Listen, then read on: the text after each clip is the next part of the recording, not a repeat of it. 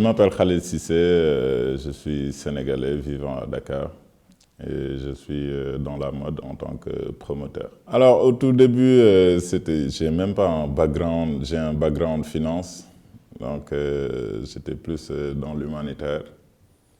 Et en 2013, j'avais fini un contrat avec l'organisme dans lequel je travaillais.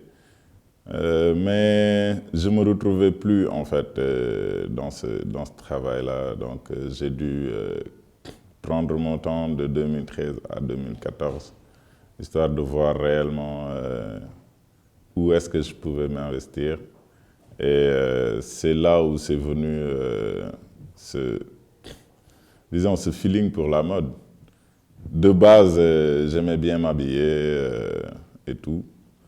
Alors, c'est là où ça a commencé. J'ai commencé à fréquenter, à aller voir ce qui se faisait sur le Sénégal.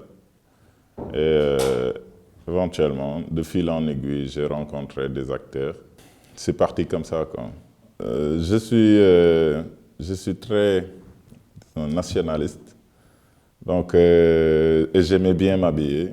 Donc, à un moment donné, je me suis dit, bon, je vais essayer de me faire quelque chose ici qui n'est pas forcément un grand boubou.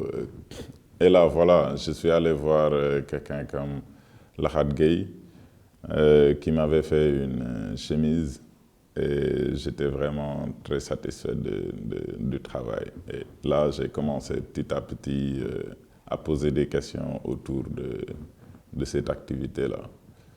Donc, de fil en aiguille, c'est venu. Comme ça, j'ai rencontré d'autres acteurs.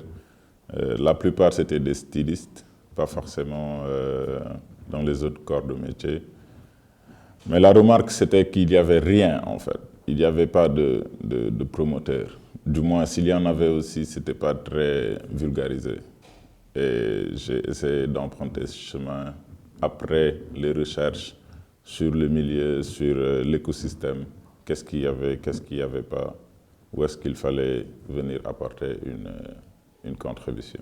Avant de pouvoir faire des activités, pour moi, il y a un préalable, c'est la recherche, histoire de voir qu'est-ce qui ne va pas, où est-ce qu'il faudrait un peu plus pousser pour que ça devienne quelque chose. Donc, on avait déjà de très bons stylistes, autant dans l'habillement que dans les accessoires, chaussures et autres. Donc, il restait juste en réalité à pouvoir vulgariser.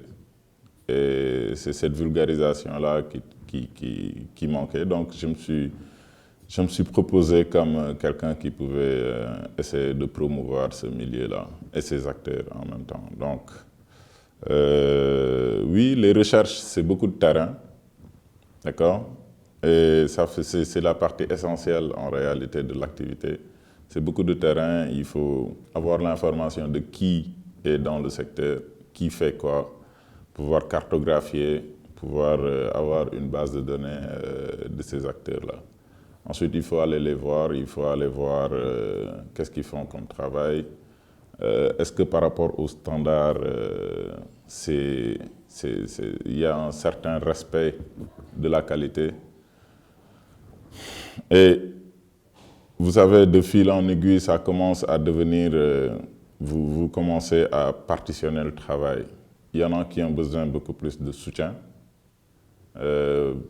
J'essaie de les mettre en rapport avec d'autres personnes qui sont beaucoup plus aguerries, okay, pour mieux se former. Sinon, il y en a d'autres, par contre, avec un produit très bien abouti. Donc là, on passe directement à la promotion, en fait.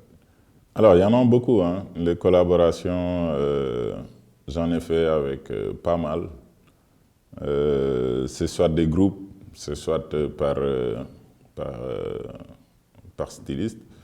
Et je peux facilement citer Lahad Gueye. Je peux facilement citer Owens.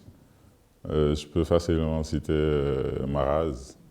Je peux en citer, il y a Baya.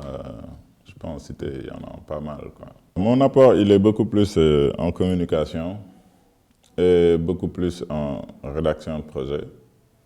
Okay, parce que quand même, c'est des entreprises qui qui ont besoin qui doivent se développer en fait. Et pour ça, il y a peut-être des prévisions qu'il faut faire. Il faut aller sur des projets. Et il m'est arrivé, en tout cas, de rédiger des projets de développement d'entreprise en fait. Bon, alors on a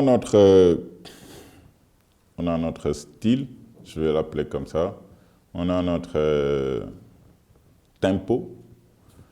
Et je pense que il faut consolider et peut-être travailler à aller sur un autre niveau qui est le niveau industriel. Mais en termes de ressources, il y a bel et bien d'énormes capacités en fait pour, qui peuvent permettre à la mode sénégalaise de se développer. Alors mes projets, il y en a déjà un qui est en cours, qui a été lancé en décembre 2020. Qui s'appelle Djaba et qui va se remettre tout au long de l'année 2021, Inch'Allah. Et ça, c'est le projet phare sur lequel on est en train de travailler. Donc, c'est un marché où il y a des créateurs qui amènent leurs bagages pour vendre. Donc, ça, c'est un grand marché en fait, c'est un grand concept store. Qui dure 3 jours avec d'autres activités, pas que de la vente. Mais vraiment, on propose... Djaba, c'est vraiment une expérience en fait. C'est pas venir acheter et s'en aller, c'est une expérience qu'on propose où les gens ils peuvent venir dans un cadre bien, dans un beau cadre, acheter, manger, se faire pomponner, se faire masser, se faire maquiller. Et on aura des surprises pour la prochaine épisode parce qu'on a de très nouvelles activités tous autour de l'art pour les plus petits et de l'exhibition, Inch'Allah. La mode, c'est sur Africa 24.